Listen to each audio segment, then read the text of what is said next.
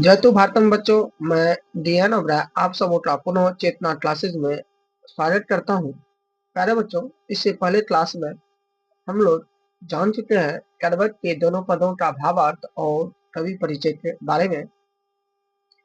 इस क्लास में हम लोग देखेंगे करवट पाठ के प्रश्न उत्तर तथा आपके आगामी वर्ष 2026 में पूछे जाने वाले महत्वपूर्ण प्रश्न उत्तर को जानेंगे। पहले बच्चों, करवट पाठ का पहला जो प्रश्न है आपका प्यारे बच्चों, करवट के दोनों करवट के रस और काव्य गुण क्या है। इस तरह का से प्रश्न आपको पूछा गया है प्यारे बच्चों। तो आपको बताना है कि कवि मलिक मोहम्मद जैसी ने करवट के दोनों पदों में किस रस का प्रयोग किया है। तो आपको याद रखना है कि उन्होंने शांत रस का क्या क्या प्रयोग किया है। कौन सा रस का बच्चों? शांत रस का उन्होंने क्या क्या प्रयोग किया है प्यारे बच्चों। कि ये रस क्या होती है, काव्य गुण क्या होता है, अलंकार क्या होता है, इसे मैं ग्रामर में बहुत ही वैज्ञानिक तरीके से पढ़ाऊंगा। अभी फिलहाल आपको ये क्वेश्चन में जानना है सिर्फ इतना कि करवट के दोनों पद में कवि मलिक मोहम्मद जैसी ने शांत रस का प्रयोग किया और काव्य गुण क्या है, तो माधुर्य काव्य गुण क्या है। चलिए बच्चों, इस प्रश्न को भाषा में मैंने थोड़ा बना कर लिख दिया हूँ। आप डायरेक्ट भी लिख सकते हैं कि करवट के दोनों पदों में शांत रस का प्रयोग हुआ है और दोनों करवट में माधुर्य गुण का प्रयोग हुआ है। ये सीधे भी आप लिख सकते हैं, लेकिन अगर थोड़ा बेहतर करना चाहते हैं, बेहतर अच्छा नंबर उठाना चाहते हैं, तो आप ऐसे लिखिएगा तो आपका एक भी नंबर नहीं कटेगा। लिखना क्या है, हमारी पाठ्य पुस्तक दिगंत भाग 2 में संकलित सूफी संत कबीर और मलिक मोहम्मद जैसी के दोनों करवट कविता में शांत रस का प्रयोग हुआ और दोनों करवट में माधुर्य गुण का प्रयोग हुआ है। चलिए बच्चों, अगले क्वेश्चन हम लोग देखते हैं। दूसरा क्वेश्चन क्या कह रहा है। दूसरा क्वेश्चन आपका है, दूसरा क्वेश्चन क्या रहा प्यारे बच्चों, कि पहले करवट में कलंक, कांच और कंचन से क्या तात्पर्य है। प्यारे बच्चों, जब हम आपको मलिक मोहम्मद जैसी के प्रथम पद का अर्थ समझाए थे, तो कवि ने अपनी उपमानों के लिए, है ना, कलन, कांच, कंचन जैसे शब्दों का क्या उपयोग किया था। और ये किन संदर्भ में, किन अर्थों में इनका उपयोग किया है, यही हम लोग को देखना है, जानना है। प्यारे बच्चों, हमारे पाठ्य पुस्तक दिगंत भाग 2 में संकलित करवट कविता में सूफी संत और प्रेम मार्गी धारा के श्रेष्ठ कवि मलिक मोहम्मद जैसी ने कलंक, कांच और कंचन शब्दों का उपयोग करके अपने विचार को प्रकट करने का काम किया है। अरे बच्चों, अपने विचार को प्रकट करने का काम क्या है, यानी कलंक, कांच और कंचन का प्रयोग करके उन्होंने अपना विचार रखा। क्या विचार रखा? कलंक को लेकर उन्होंने अपना विचार क्या रखा। कवि कहते हैं, कवि कलंक शब्द का चर्चा करते हुए कहते हैं, चंद्रमा में भी दाग है और वो दाग संसार को नहीं दिखता है उसके रोशनी के आगे। चंद्रमा दाग होते हुए भी वो संसार को रोशनी देता है, अर्थात उस रोशनी के आगे उसका काला धब्बा का कोई मोल नहीं रहा। अतः गुणवान मनुष्य में अगर अवगुण भी हो तो उसके गुण के आगे अवगुण छिप जाता है। अरे बच्चों, कवि का कहने का आशय है कि चंद्रमा, जब हम आपको पहला पद समझाए थे वहां पे हम अर्थ बताए कि चंद्रमा में जो दाग है वो दाग लोगों को दिखाई नहीं देते। क्यों नहीं दिखाई देते? क्योंकि वो उसके रोशनी के कारण वो छिप जाते, लोग उसकी दाग की चर्चा नहीं करते। ठीक उसी प्रकार अगर कोई महान पुरुष है, विद्वान पुरुष है, अगर उसमें किसी प्रकार की कमी भी है, दाग भी है, तो वो कमियां उसके, है ना, यानी गुण के आगे छुप जाते हैं, वो अवगुण दिखाई नहीं देते। इसीलिए कवि कहते हैं कि यानी लोगों को रूप से ज्यादा कर्म और गुणों को इम्पोर्टेंस देना चाहिए, महत्व देना चाहिए। अपने में व्यक्तित्व का अच्छे गुणों का निर्माण करनी चाहिए। कांच के संदर्भ में उन्होंने कहते हैं, उन्होंने कांच के शब्द प्रयोग करते हुए कवि कहते हैं, जिस प्रकार कांच सोना को गलाकर और तपाकर असली सोना में बदल जाता है, उसी प्रकार इंसान को बिना संघर्ष, तपस्या और त्याग के श्रेष्ठता और सफलता नहीं मिल सकती। किसी भी मनुष्य को अपने लक्ष्य तक पहुंचने के लिए जीवन रूपी दरिया में स्वयं को तपाना पड़ता है, तब जाकर उसमें निखार आता है। मेरे बच्चे, ये आप जानते हैं कि सोना जो होता है, कच्चा सोना, वो दरिया रूपी पात्र में तब कर वो क्या बनते हैं, मूल्यवान बनते हैं। इसमें एक विशेष चमक आती है। ठीक उसी प्रकार अगर जो मनुष्य श्रेष्ठ बनना चाहते हैं, सफलता को की सीढ़ी पर पहुंचना चाहते हैं, उसे संघर्ष रूपी कांटों से गुजरना पड़ेगा। जब तक वो संघर्ष से गुजरेगा नहीं, तब तक वो सोना का भांति मजबूत और चमक उसमें नहीं आ सकती है। ठीक है। आगे कवि कहते हैं, कंचन शब्द का अर्थ लेते हुए कवि बोलते हैं कि कंचन शब्द का प्रयोग, कंचन शब्द का प्रयोग करते हुए कवि कहते हैं कि जैसे भगवान शंकर के त्रिशूल द्वारा नष्ट किए जाने पर सुमेरु पर्वत सोने का हो गया है, इसी प्रकार सज्जनों के संगति से दुर्जन भी सज्जन बन जाता है। इसीलिए मनुष्य को हमेशा बुरे संगतों से दूर व अच्छे संगतों में रहना चाहिए, क्योंकि संगत से ही मनुष्य में व्यक्तित्व अर्थात सद्गुण और अवगुणों का निर्माण होता है। सही बात है बच्चों। हम लोग जाते हैं जैसे संगति वैसे, है ना, संगत गुण आवत है और संगत गुण जाती, ये कहावत आप लोग सुने हो। संगति से ही गुण आता है, संगति से गुण जाता है। कहने का मतलब, आपको हम बताए थे पाला पद में कि जो सुमेरु पर्वत पर एक बार अहंकार हो गया था कि वो दुनिया का सबसे श्रेष्ठ पर्वत है, और वो अपनी आकार बढ़ाते गए। भगवान शंकर ने अपने त्रिशूल से उसकी अहंकार को तोड़ा था। तो हम वहां पर बताए भी थे, सुमेरु पर्वत अहंकार का प्रतीक था, और भगवान शंकर का जो त्रिशूल है वो अच्छाई का प्रतीक था। और अच्छाई जैसे ही, यानी बुराई यानी अहंकार जैसे ही अच्छाई के संपर्क में आए, तो वो क्या हो गया, अपने अहंकार रहित हो गए। ठीक है। तो ठीक उसी प्रकार जब बुरे व्यक्ति या बुरे लोग अच्छे का संगति में रहेंगे, तो उसमें अच्छे गुणों का निर्माण होगा। हमें हमेशा अच्छे का संगति करना चाहिए, ताकि हमारा व्यक्तित्व क्या रहे, अच्छा रहे। ठीक है। अगले क्वेश्चन की ओर चलते हैं। तीसरा क्वेश्चन आपका अरे बच्चों क्या रहा है कि मोहम्मद यही कवि जोड़ी सुनावा। यहाँ कवि ने जोड़ी शब्द का प्रयोग किस अर्थ में किया? तो प्यारे बच्चों, डायरेक्ट भी बोल सकते हैं कि यहाँ पर कवि ने जोड़ी शब्द का अर्थ, जोड़ के अर्थ में क्या, लेकिन अगर थोड़ा हम चाहते हैं नंबर अच्छा उठे, तो आपको ऐसे लिखना है। हमारी पाठ्य पुस्तक दिगंत भाग 2 में संकलित करवट शीर्षक कविता में कवि ने जोड़ी शब्द का प्रयोग जोड़ के अर्थ में किया। आपको हम बताए थे कि मलिक मोहम्मद जैसी ने पद्मावत जैसे महाकाव्य की रचना की, जो उनके अमर उज्जवल का आधार है। उन्हीं वही रचना ने, यानी पद्मावत रचना ही मलिक मोहम्मद जैसी की प्रसिद्धि का आधार बना।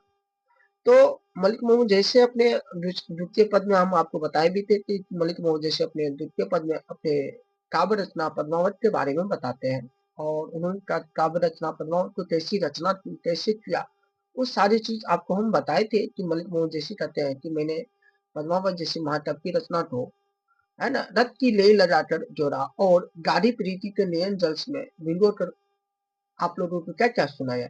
इसीलिए जिसने भी सुना उसे प्रेम का पीड़ा का अनुभव हुआ। ये बात अपनी काव्य पद्मावत के बारे में कहता है और मलिक मोहम्मद जैसी।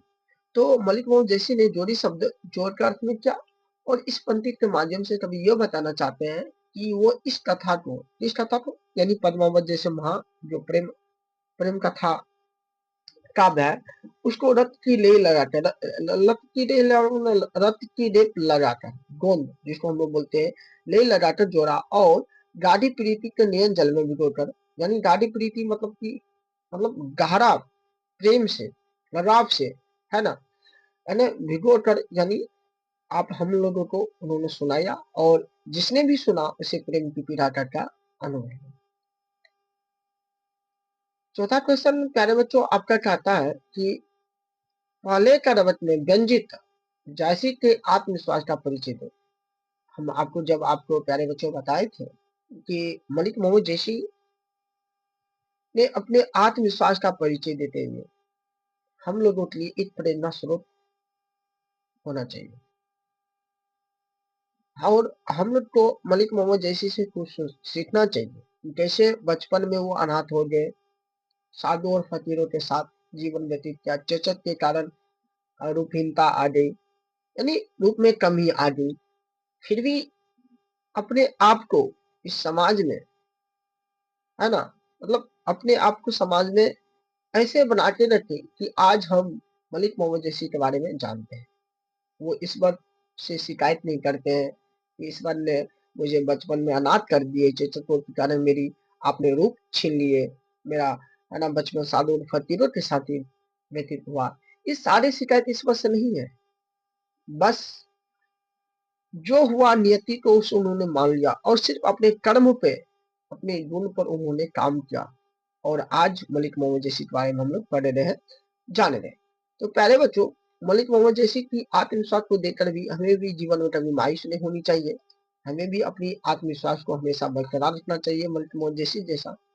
तो पहले कर्म में कभी मलिक मोहम्मद जैसी अपनी क्रूरता और एक आंख से अंधे होने पर भी शोक प्रकट नहीं करते हैं, अपितु आत्मविश्वास के आत्मविश्वास के साथ अपने को भाग्यशाली और गुणी मानते हुए काव्य प्रतिभा के बल पर लौकिक की बात करते हैं। सही बात। आप देखे होंगे कि मलिक मोहम्मद जैसी, है ना, अपने आप को गुणवान और भाग्यशाली समझते हैं। और भाग्यशाली क्यों ना समझे, क्योंकि बड़े बड़े रूपवान व्यक्ति, है ना, उसकी ओर मुख करके उसे सुनते हैं, उससे प्रेम करते हैं। और एक व्यक्ति के लिए इससे बड़ी चीज क्या हो, है कि लोग उसे सुन रहे हैं, उससे उसकी उसको समाज में एक इज्जत, एक प्रतिष्ठा, इस तरह का, इस, अगर ये चीज मिल रही है कि वो क्यों ना अपने आप को भाग्यशाली समझे। कभी एक ही आंख है कभी तो क्योंकि चेचक के कारण वो एक बाई आंख और बाई आंख खराब हो चुके हैं। वो चेचक के कारण रूपहीन है, लेकिन रूप का और एक आंख के ना होने से इंसान का महत्व कम नहीं हो पाता। सही बात है। कभी दृढ़ आत्मविश्वास के साथ कहते हैं कि वो दातो चंद्रमा भी है। सही बात। फिर भी वो सारा जग को प्रकाशित करता है। त्रिशूल तो सुमेरु पर्वत के लगे थे, सिर्फ लगे थे, फिर भी वो सोने का हो गया। समुद्र का पानी तो खारा होता है, फिर भी वो अशुद्ध अपार है, उसमें पानी की मात्रा ज्यादा। अतः ऐसा नहीं है कि कुछ अवगुण होने से सारे गुण खत्म हो जाते हैं। अतः कवि का जीवन भी नेत्रहीनता के कारण दोष भाव उत्पन्न तो करता है, किंतु उन उसकी काव्य प्रतिभा के आगे सब छुप जाता है। कभी वो आत्मविश्वास जनमानस के लिए नई चेतना है। सही बात है। हम मानवों के लिए कवि का ये आत्मविश्वास एक चेतना से के लिए काम करेंगे। जो लोग का चेतना जग मर चुके हैं, वो सोचते हैं कि ईश्वर ने मेरे साथ ये किए वो किए, है ना, और ये कहकर अपनी कायरता छिपाते हैं। ठीक है ना। लेकिन मलिक मोहम्मद जैसी की आत्मविश्वास को जानकर, है ना, हम लोग के लिए एक प्रेरणा स्रोत है कि कैसे मलिक मोहम्मद जैसी ने, है ना, सारे बातों को नजरअंदाज करते हुए उन्होंने अपने काव्य प्रतिभा पर बल दिया। और आज मलिक मोहम्मद जैसी के बारे में हम लोग जान रहे हैं और पढ़ रहे हैं। ठीक है ना। आपका पांचवा क्वेश्चन है प्यारे बच्चों। पांचवा क्वेश्चन आपका क्या रहा है, कवि ने किस रूप में स्वयं में याद रखने की इच्छा की व्यक्ति है? कवि ने किस रूप में स्वयं को याद रखे जाने की इच्छा व्यक्ति व्यक्ति या कवि जैसी का क्या सोच है?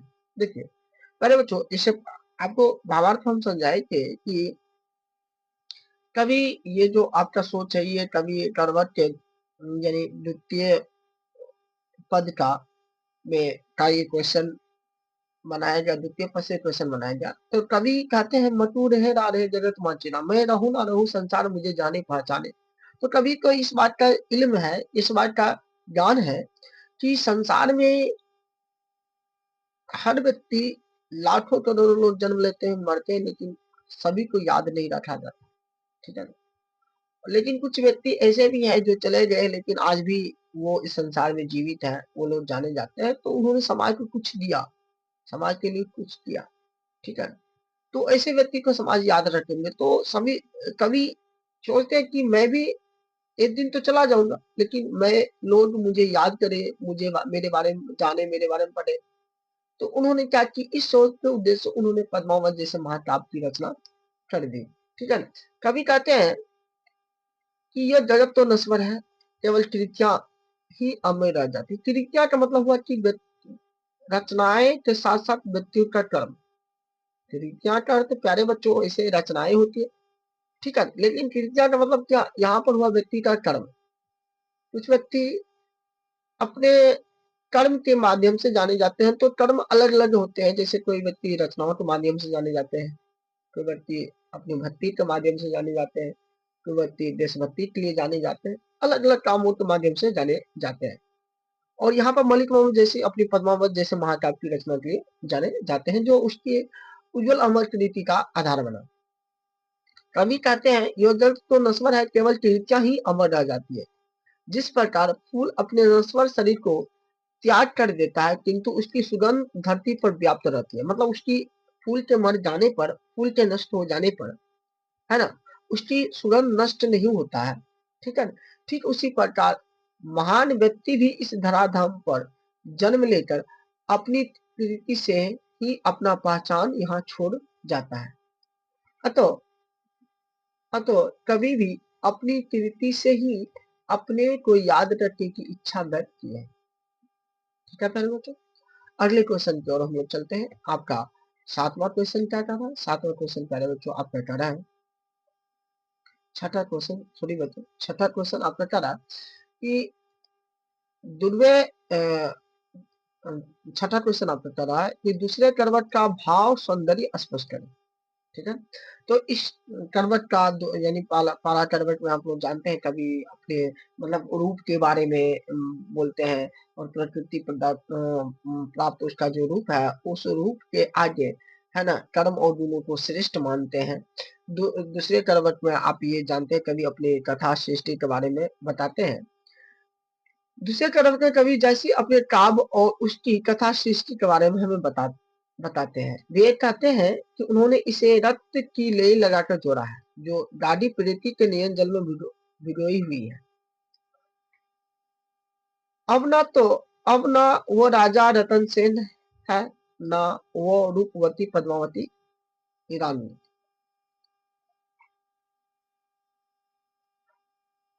ना ना वो बुद्धिमान सुबा और ना ही राघव चेतन या अलाउद्दीन। इसमें आज कोई नहीं है रहा, किंतु उसके यश के रूप में कहानी रह गई। फूल झड़कर नष्ट हो जाता है। फूल में दो और बिल्कुल तार बच्चों कर लीजिएगा। फूल झड़कर नष्ट हो जाता है, पर उसकी खुशबू रह जाती है। उसकी कृति सुगंध की तरह पीछे रह जाती है। जो भी इस कहानी को पढ़ेगा वो उसे दो शब्दों में स्मरण करेगा। कवि कवि का अपने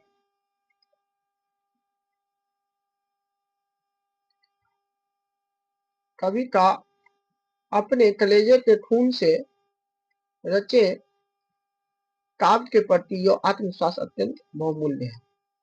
पहले बच्चों, कवि करवट के द्वितीय जो पद है उस पद में कवि अपना भाव जो रखा, अपने भाव के बारे में बताया। भाव ये था कवि अपनी कथा सृष्टि यानी अपनी कथा के रचना के बारे में यानी पद्मावत जैसे महाकाव्य की रचना के बारे में वो अपने स्वयं को याद रखने की बात करते हैं। ठीक है? अ, अगला क्वेश्चन आपका प्यारे बच्चों है 7वां क्वेश्चन। 7वां क्वेश्चन आपको क्या रहा है? कवि ने अपनी एक आंख की तुलना दर्पण से तो की। तो प्यारे बच्चों, कवि ने अपनी एक आंख की तुलना दर्पण से क्यों की? तो देखिए प्यारे बच्चों, हम आपको समझा देते हैं इसको सिंपल भाषा में, आप आराम से लिख सकते हैं। देखिए दर्पण के सामने जब हम लोग खड़े होते हैं तो दर्पण हमारा स्पष्ट और साफ प्रतिबिंब बनाता है। वो किसी के साथ भेदभाव नहीं करते हैं। व्यक्ति का जैसा चेहरा होता है दर्पण वैसे ही व्यक्ति का चेहरा बनाता है। यानी काला है तो काला, गोरा है तो बोला, वो किसी भी प्रकार की भेदभाव नहीं करते। ठीक उसी प्रकार मलिक मोहम्मद जैसी के भी सामने जो भी आते हैं, वो सबको एक समभाव के दृष्टि से देखते हैं। वो किसी के साथ, है ना, मतलब ऊंच नीच भेदभाव नहीं करते हैं। उसके नजर में सब एक समान है। इसीलिए कभी अपनी एक आंख की तुलना दर्पण से करते हैं। कभी कहते हैं मलिक मोहम्मद जैसी हिंदी के सुपरिचित सूफी संत कवि हैं। कवि ने अपनी एक आंख को दर्पण के समान माना। क्यों माना? क्योंकि दर्पण के सामने जैसा चेहरा खड़ा होता है, उसकी वैसी ही चेहरा दिखलाता है। दर्पण वैसे ही चेहरा दिखलाता है। ठीक उसी प्रकार कवि भी अपने एक आंख से सबको स्वच्छ और सम्मान भाव से देखते हैं। इसीलिए तो बड़े बड़े रुकमान लोग उसके चरण पकड़ कर लालसा के साथ उसकी मुंह की ओर बैठकर उसे निहारते और सुनते हैं। ठीक है प्यारे बच्चों, और लास्ट क्वेश्चन है प्यारे बच्चों आपका, कि पहले करवट में कवि ने अपने लिए किन उपमानों की चर्चा की, उन्हें लिखे। उपमानों मतलब तुलना, अपने को किस किस से तुलना की है प्यारे बच्चों पहले करवट में। तो पहले प्यारे बच्चों हम लोग जानते हैं कवि मलिक मोहम्मद जैसी, है ना, पहले करवट में अपनी तुलना चंद्रमा और वे कहते हैं कि ईश्वर ने मुझे चंद्रमा के समान बनाया है। शुक्र यानी शुक्र ग्रह, अम्ब, समुद्र, सुमेरु पर्वत, घड़ी, दर्पण इत्यादि उपमानों का उपयोग अपने लिए किए हैं। यानी कवि ने अपनी तुलना उपरोक्त उपमानों से की है। प्यारे बच्चों, इस 8 क्वेश्चनों में आपका जो आगामी वर्ष के लिए सबसे इम्पोर्टेंट क्वेश्चन है, आपका 7वां नंबर क्वेश्चन, कवि ने अपनी एक आंख की तुलना दर्पण से क्यों की। दूसरा क्वेश्चन प्यारो आपका है 5 नंबर का क्वेश्चन, कवि ने स्वयं को किस रूप में याद रखने की इच्छा की है। और अगला क्वेश्चन आपके लिए इम्पोर्टेंट है प्यारे बच्चों, 3 नंबर का क्वेश्चन, मोहम्मद ये कवि जोड़ी से नवा, यहाँ कवि ने जोड़ी शब्द का प्रयोग किस अर्थ में किया, ये क्वेश्चन आपका इम्पोर्टेंट है। और आपका पहला क्वेश्चन, ये आगामी वर्ष के लिए बहुत इम्पोर्टेंट है कि दोनों करवट में कौन सा रस का उपयोग हुआ, ये ऑब्जेक्टिव भी पूछ दिया जाता है। तो प्यारे बच्चों, आज हम लोग जाने करवट पाठ के सभी महत्वपूर्ण प्रश्न, और अगले क्लास में हम लोग जानेंगे इस चैप्टर का महत्वपूर्ण ऑब्जेक्टिव। ठीक है, अगर आप लोग कमेंट कीजिएगा कि अगर महत्वपूर्ण क्वेश्चन लाइव किया जाए तो वो बेहतर रहेगा, या आपको केवल वीडियो अपलोड कर दिया जाए वो बेहतर कीजिएगा रहेगा। तो प्लीज आप लोग कमेंट इस वीडियो में जरूर कीजिएगा कि ऑब्जेक्टिव जो लाया जाए वो रिकॉर्डिंग लाया जाए या लाइव करवाया जाए। पुनः बच्चों, जय तो भारतम।